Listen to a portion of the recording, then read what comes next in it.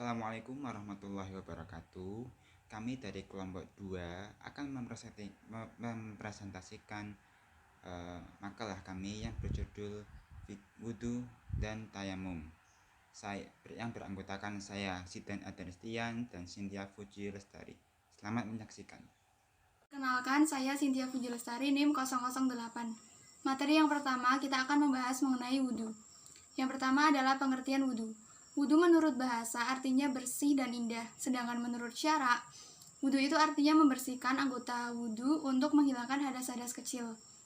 Nah, wudhu itu merupakan salah satu cara bersuci yang dilakukan oleh seorang muslim berdasarkan perintah dari Allah Subhanahu wa Ta'ala. Apabila ada suatu zat yang menghalangi sampainya air wudhu ke anggota tubuh yang akan dibasuh, seperti misalnya lilin, cat kuku, atau kuteks, maka zat-zat tersebut itu harus dihilangkan agar wudhu menjadi sah. Namun jika hanya berupa hina atau pemerah kuku, maka hal tersebut tidak perlu dihilangkan karena tidak menghalangi masuknya air wudhu. Yang kedua, kita akan membahas tentang rukun atau fardu-fardu wudhu. Nah, hal-hal yang wajib dikerjakan dalam wudhu ada 6. Yang pertama, niat untuk berwudhu. Niat adalah perbuatan dari hati yang menyertai setiap perbuatan ibadah. Yang kedua adalah membasuh muka. Batasannya adalah dari telinga yang satu ke telinga yang lainnya. Dan dari tempat tumbuh rambut kepala di atas dahi sampai sedikit di bawah dagu. Yang ketiga, membasuh kedua tangan sampai ke kedua siku.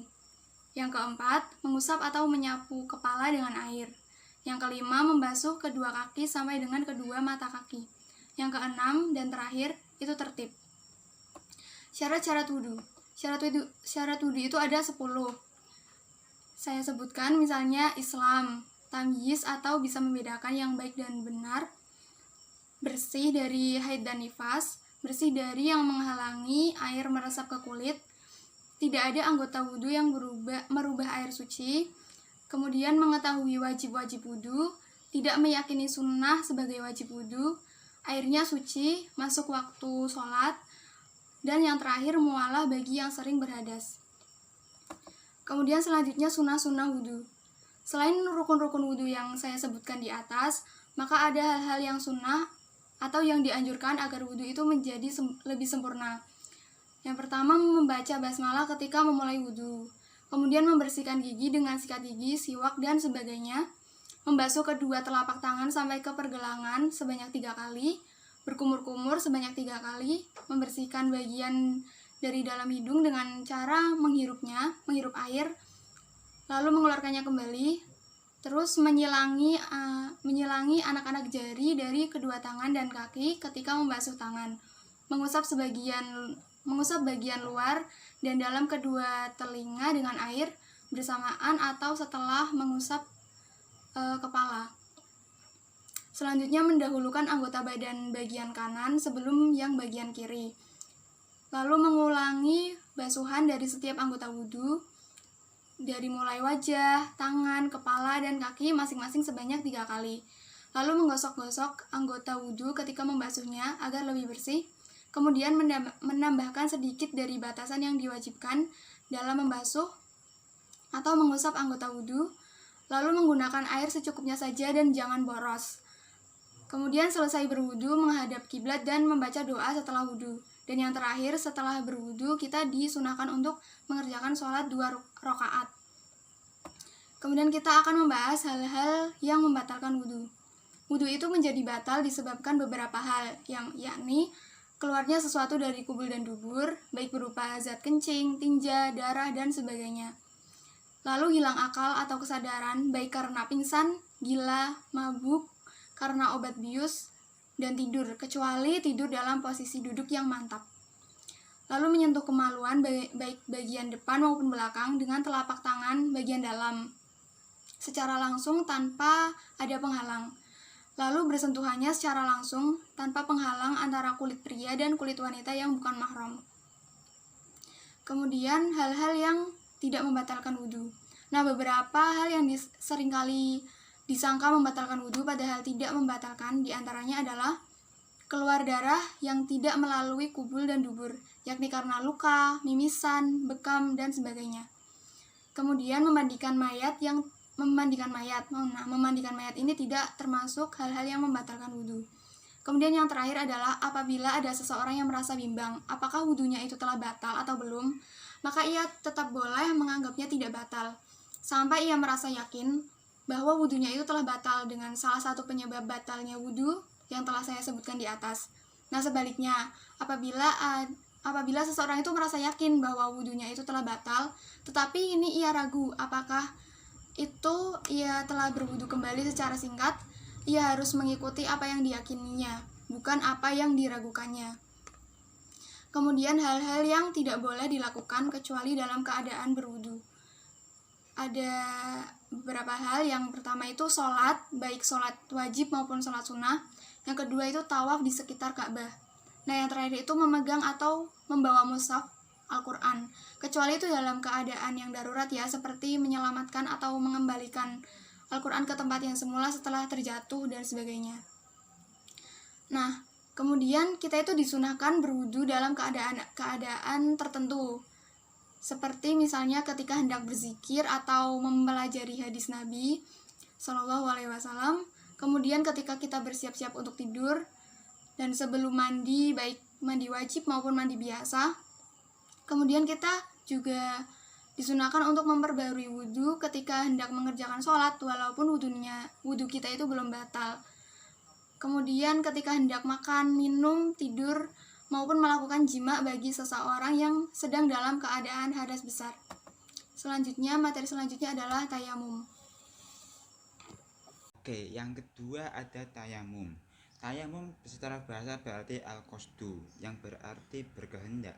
Secara istilah, tayamum berarti sampainya debu untuk bersuci dengan mengusap wajah dan kedua tangan dengan niat dan tata cara tertentu. Sebab tayamum, yang pertama tidak adanya air.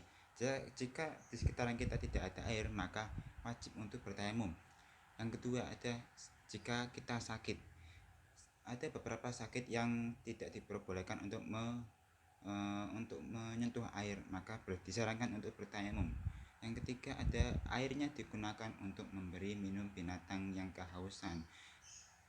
Ibaratnya jika ada binatang yang ada makhluk lain atau yang lebih membutuhkan, lebih baik airnya diberikan yang membutuhkan. Nah, kita menggunakan tayamum. Lalu ada sunnah tayamum. Yang pertama, membaca basmalah. Yang kedua, mendahulukan anggota yang kanan daripada kiri. Setiap tata cara didahulukan dengan bagian yang kanan terlebih dahulu. Yang ketiga ada menipiskan debu. Nah, untuk bertayamum menggunakan debunya jangan tebal, maka ditipiskan terlebih dahulu. Oke, selanjutnya ada syarat tayamum. Yang pertama, menggunakan debu pastinya.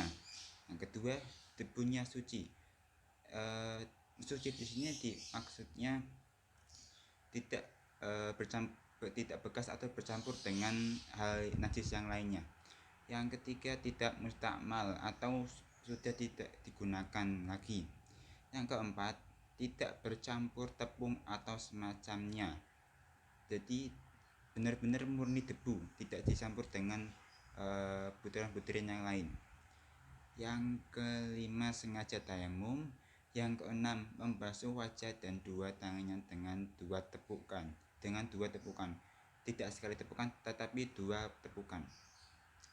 Yang ketujuh, sebelumnya sudah membersihkan najis pada badan. Yang kedelapan, istihad menentukan kiblat. Berarti kita harus mantap arah kiblat itu mana. Yang kesembilan, tayamum setelah masuk sholat. Nah, jika kita bertayamum untuk niat untuk bersolat, maka kita harus memasuki waktu sholat itu tersebut terlebih dahulu. Yang ke-10 ada yang terakhir, tayamum sekali untuk setiap sholat fardu. Selanjutnya ada rukun tayamum. Yang pertama itu niat pastinya. Yang kedua, meletakkan dua belah tangan di atas debu untuk diusapkan ke muka. Yang ketiga, ada mengusap dua belah tangan hingga siku-siku dengan sekali usapan. Yang terakhir ada tertib. Lalu hal-hal yang membatalkan tayamum. 1. Segala sesuatu yang membatalkan wudhu dan mandi sama saja. Hal yang membatalkan wudhu sama dengan hal yang membatalkan tayamum.